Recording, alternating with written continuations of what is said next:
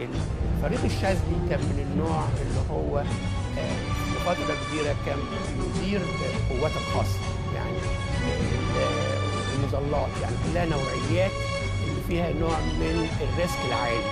وكان أعتقد إن هو كان إنسان فعلا يعني محترف، لكن في بعض الأحيان كان بياخد خطوات جريئة، ربما في فترات معينة زي اللي حصلت فيها إنه ربما تؤدي إلى مشاكل.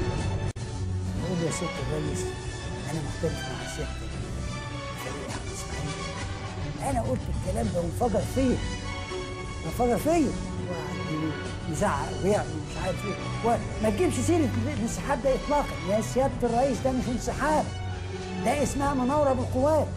ما فيش مناورة بالقوات ولا فيش انسحاب، ما فيش عسكري ينسحب.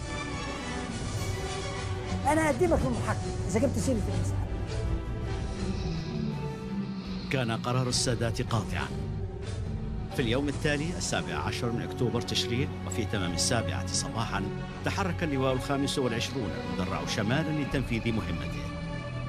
لكن ما حدث لاحقا أكد صحة رأي الفريق الشاذلي.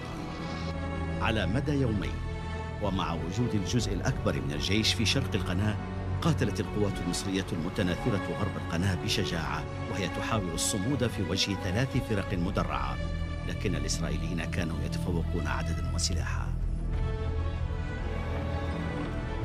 رأى الفريق الشاذلي خطته وهي على وشك الانهيار.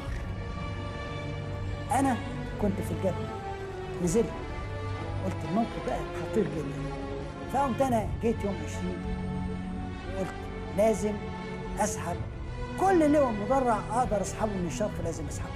كان عندي 4 ألوية مدرعة في الشرق ما بيعملوش حاجة، كنت أسحب ال4 ألوية الليلة. في تلك الليلة اضطر أحمد إسماعيل أن يطلب من السادات الحضور مرة أخرى إلى مركز القيادة. كان الرئيس ثابتا على موقفه، وكرر ببساطة ما كان قد قاله قبل 4 أيام. القرار: لا تسحب أي بندقية ولا دبابة من الشرق إلى الغرب.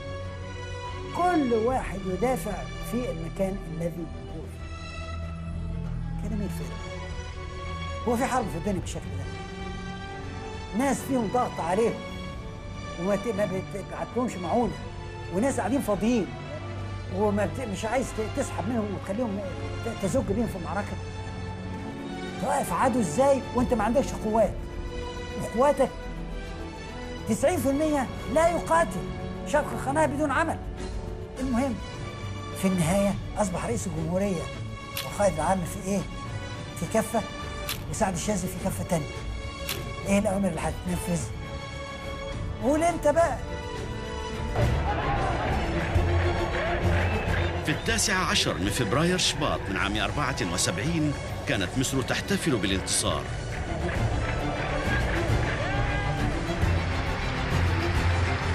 أقام السادات حفلا في مجلس الشعب لتكريم وترقية أبطال القوات المسلحة. اسم واحد فقط سقط من لائحة المكرمين: الفريق سعد الشاذلي، الرجل الذي وضع خطة الحرب.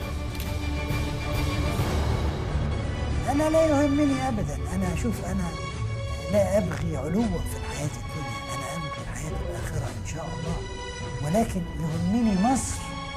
أخشى ما أخشاه إن الأخطاء التي وقعت في حرب أكتوبر، وهناك أخطاء رغم أن هناك أعمال مجيدة ما فيش شك، يعني إن أحفادنا وأولاد أحفادنا يقعوا في نفس الخطوة إذا لم يعرفوها.